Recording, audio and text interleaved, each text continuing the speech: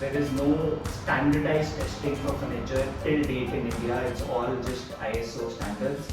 So making it safe, we had to be absolutely sure about the kind of resins which were used in terms of making sure when the board is made it is not toxic.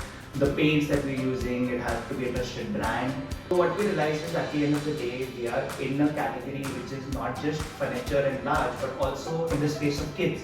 So we have to have a place where customers can come, test out the product, see the functionality, understand what money, and you bought say a sofa for your home and you see the same sofa at a neighbor's place or at a friend's place, the value just becomes it's very personal.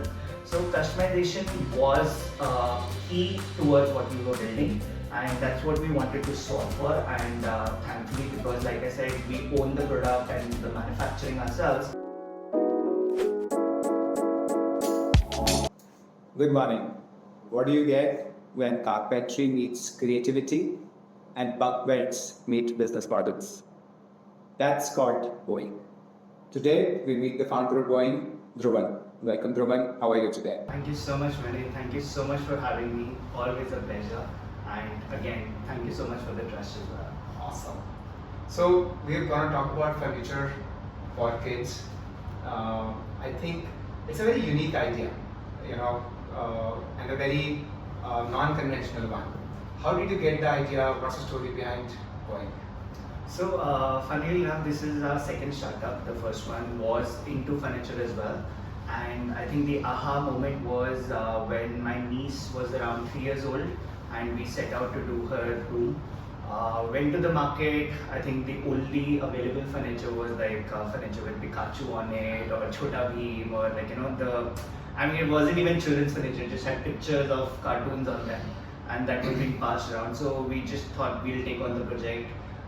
Made our first slide bed, and we actually have it still in our portfolio. It's one of our good best sellers as well. And that's how the idea came around for doing kids furniture. Even the name for that matter, we saw her jumping on the bed and the sound of happiness of the mattress making that sound of the spring. That was how the name was also conceptualized, and we just knew we had to do it. Awesome. No, I think our kids have used it as well, and it adds so much to children's lovely, lively years. It sounds fun, but how difficult is it for you guys to run it? It's been quite a challenge. Furniture is not that easy. Understanding the engineering aspect of it, the materials, there is so much out there and you have to be absolutely sure of what you're going to use. In fact, actually when we started, we hadn't even finalized the kind of materials we were going to use. We just listed ourselves on Pepperfry and Listbase. And every order was actually different. So in some we were using board and paint, in some we were using laminates, matte finish, glossy finish. And slowly after doing, I think that was the best kind of research, right? I mean, sales are also happening, we also get to know the price points. And that's how we just did that iteration before we finalized on the kind of raw materials we want to use. And that's how just it started. That's when the engineering brain, I think, took over and we got into how to standardize all our offerings. And from there to here, it's been quite a journey. It's just a process of iteration at the end of it. Oh, awesome. So you talked about engineering brain. You talked about making it using the right materials for kids, which kind of tells me that you're thinking about not just fun for kids while solving this, you're also trying to make it functional through engineering, and you're also trying to make it safe through materials or design. So help us understand, how do you make it safe and functional as well while you make it fun for the kids? Absolutely. I think you have to, at the end of the day, any company that you run, you have to go deep into what is your offering, right? What is your product? You have to own the product, and that's what at least I personally believe in. You can't just put a label on something that you're getting from someone else and as many audits as you might want to do. So that's how we work with different vendors, with different brands. We tested it in-house. There is no standardized testing for furniture till date in India. It's all just ISO standards. So we did it the hard way, I would say. In terms of making it safe, we had to be absolutely sure about the kind of the resins which were used, in terms of making sure when the board is made it is non-toxic. The paints that we're using, it has to be a trusted brand, and just making sure that we keep to our guns. When I talk about the engineering, I think one aspect obviously is how to make it safe, but also we had to solve for our own problem. We can't give the entire universe of materials to our customers. Unfortunately, that's not how any company can scale. So we had to also limit ourselves in terms of the 4 or 5 broad raw materials that we use, so that we can offer what the customer needs, but also making sure that we have the building blocks in place to be able to scale it up and keep on meeting demand as and when required. Well, that's an interesting one. So, it's customer imagination, then you have to fix or work through what materials. So, which takes me to your product development cycle. Sure. So, help us understand how the product development cycle works in Boingg. As much as I would want to, I think we are no one to actually even dictate what the customer should be buying. Funny story, when we launched, we didn't even launch with bunk beds. We thought that bunk bed is just an idea that parents have and no one is going to take it. But within 5 months of a launch, we were just proven wrong. People were after our life. When can you give us a bunk bed? When can you give us a bunk bed? And that's how we got into researching, and we did a small focus group with parents. Like, these are the designs, which is the one that you're working with, and they actually helped us add functionality to it. It's just not a simple space to sleep. You have to add storage into it. You have to make sure that the way the ladder is or the staircase is, it's easier to climb for kids, and that's what we stuck to it as well. Now we are at a stage wherein what we do is that we have 3 stores in Gurgaon, Delhi and Bangalore, and we earmark around 10% of our designs to be absolutely new. So that's something that customers come to us, they show us what they want. We obviously have a filter as to whether we should do it or not do it, whether it's engineering possible, and if the customer is going to be supportive enough to be able to wait out that longer as well. And when we actually execute it, that's when we add it in our portfolio. We elevate it as much as possible, and that's how we just grown our portfolio till date. So I think what they say is right. Listen to your customers, what they want. They're kind of going to give you all the cues. You just have to implement it after that. Awesome. So as you listen to your customers, now you're selling to them, right? But it's not just about selling once, it's like retaining them as well. And I think building brand love and trust is important. How do you do that brand love, trust, so that customers talk about you to others or they come back? So we did not understand our customers as well, or I wouldn't even say that we understand them fully as of now.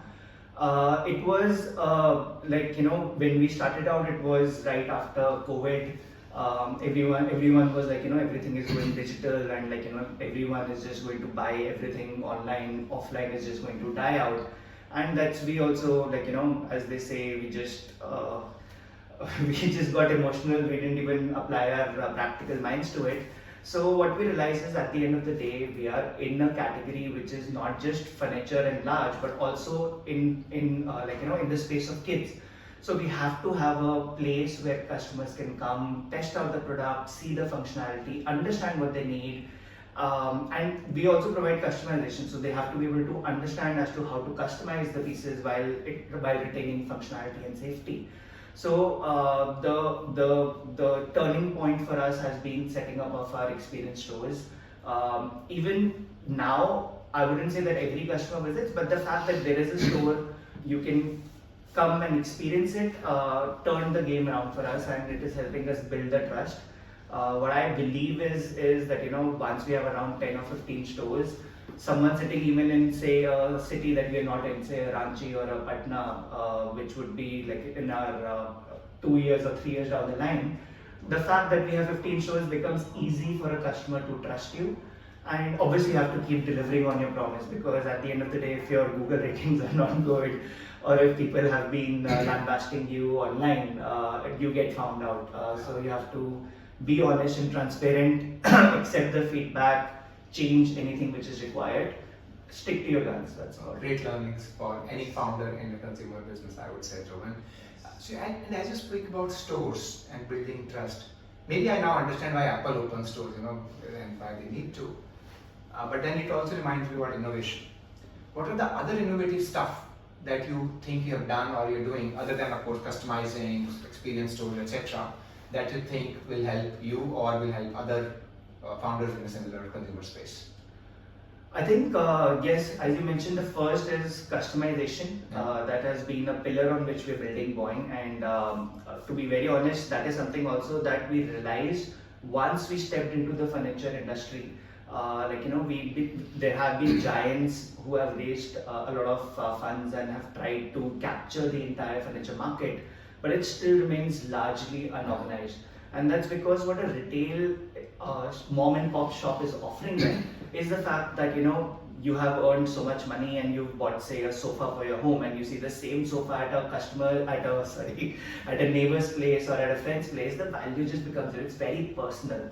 So customization was key towards what we were building, and that's what we wanted to solve for. And thankfully, because like I said, we own the product and the manufacturing ourselves, that's what we were able to offer.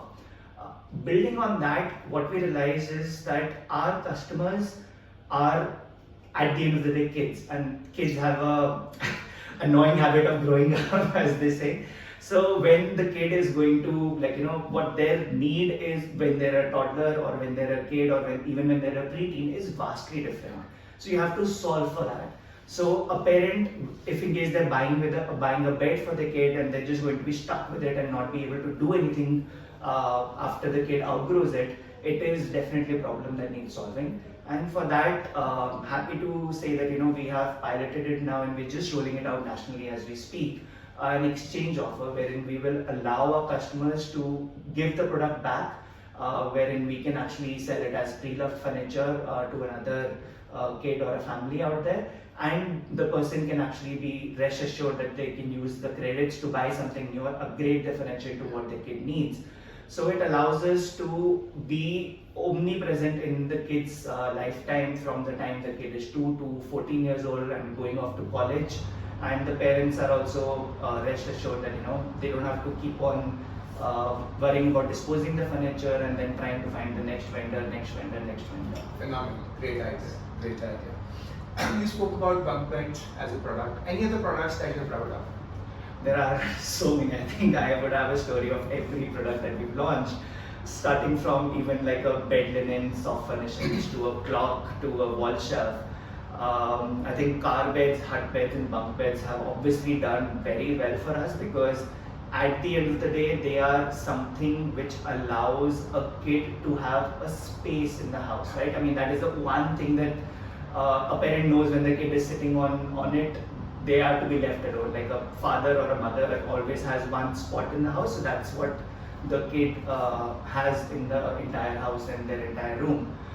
We have a very cute sofa for kids, which is like 3 kgs. The kid can just drag it around. We're something very, very proud of it, and the designs in which it can, the fabric can be changed and all those things.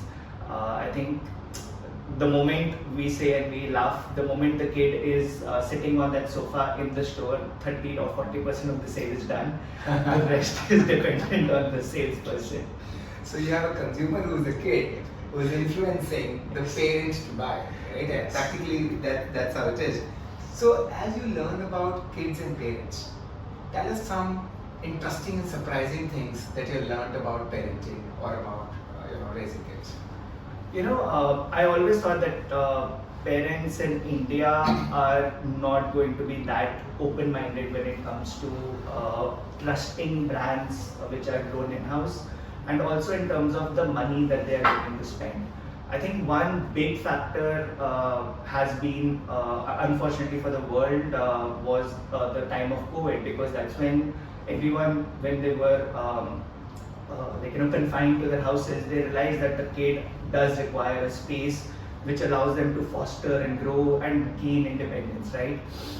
So that has affected or changed the perception of how I thought Indian parents are. But even more surprisingly, I always thought that when parents are, because it's an emotional market, when parents are setting up the kids' room, they want to do the entire room in one go. And even if in case it costs them a bomb, they want to do it. But parents are actually much more conducive to doing it up slowly. They want to see how the kid is interacting with the furniture or anything which is in their room, and adding up onto it slowly. So that's been very surprising, and I'm very happy and proud that the consumer mindset is changing from one which just thinks of excess and trying to surprise the other kids' parents or their neighbors, to something which is much more practical and much more sustainable, I would say. Awesome. I think one thing which I kind of relate to you is an Indian brand versus a foreign brand.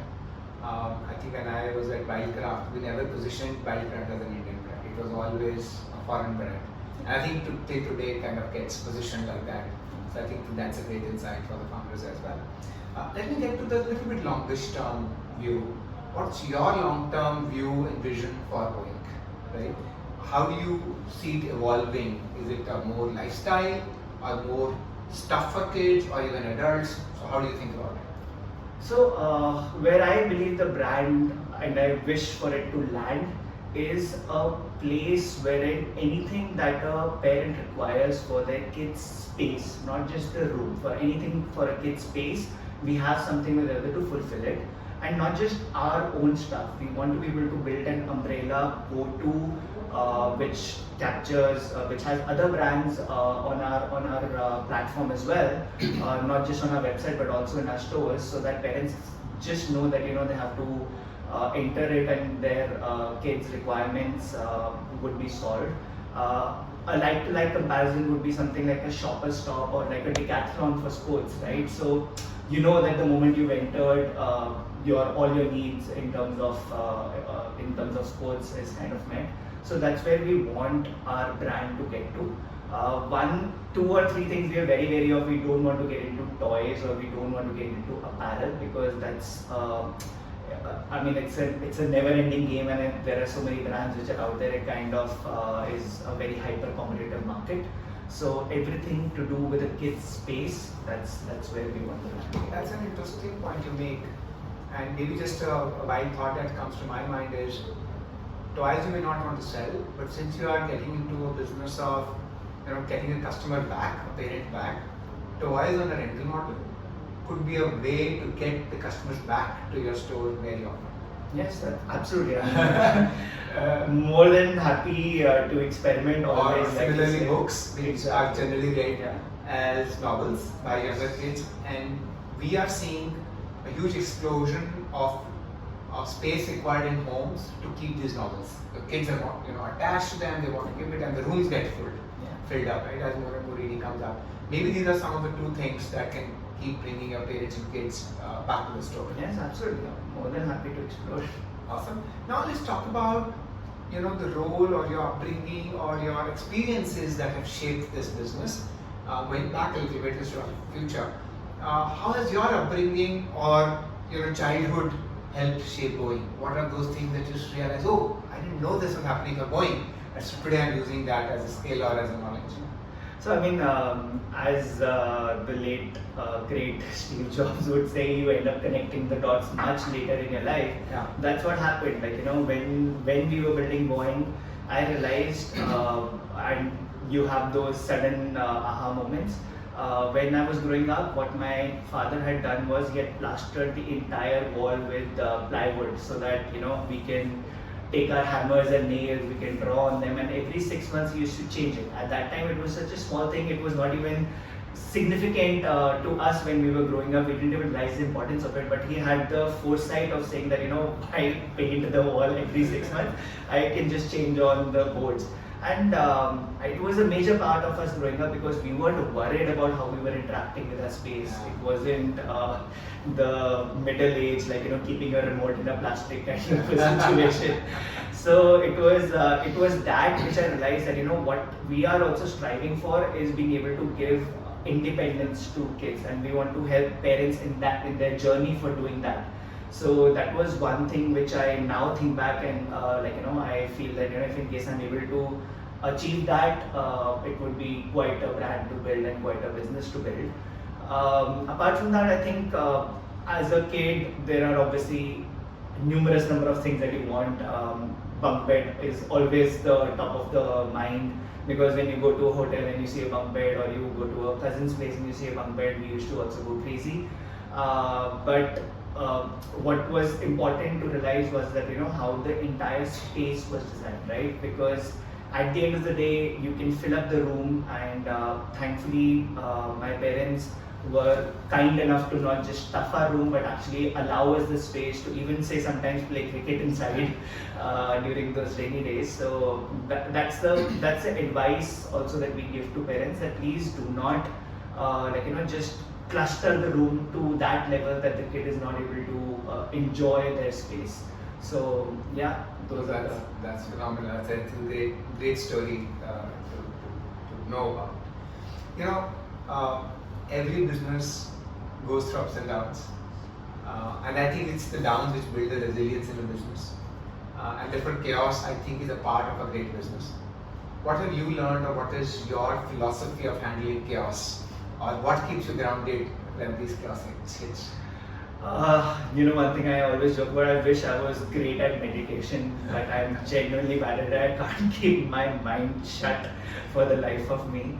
But the substitute for that, for handling chaos for me, has been immersing myself in some or the other physical activity. It's like when you are hitting a ball, or when you are, say, rock climbing. That's what I enjoy as of now. The only thing that you can focus on is the next hold, right? And that's akin to meditation. So that's the one thing that I have been practicing.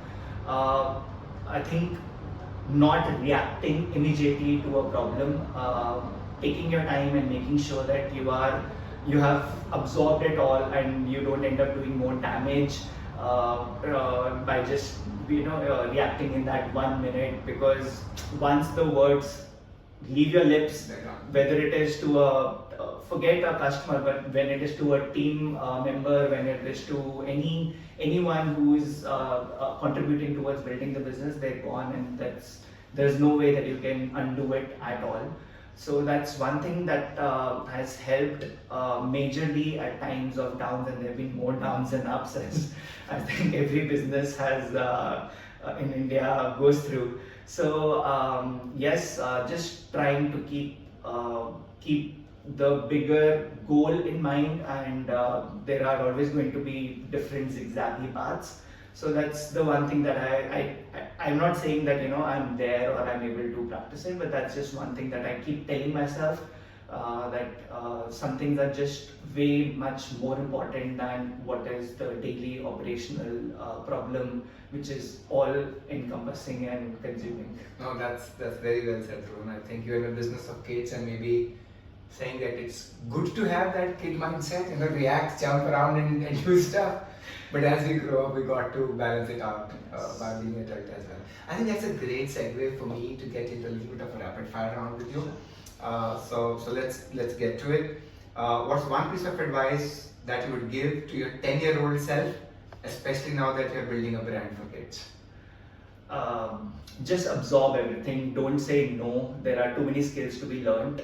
Just go for each and everything. Keep learning. If you weren't doing Boingg, what something completely different would you be doing today? I would be building rock climbing gyms. Awesome. So again, we're on page. Alright. Your dream celeb to design a kid's room for?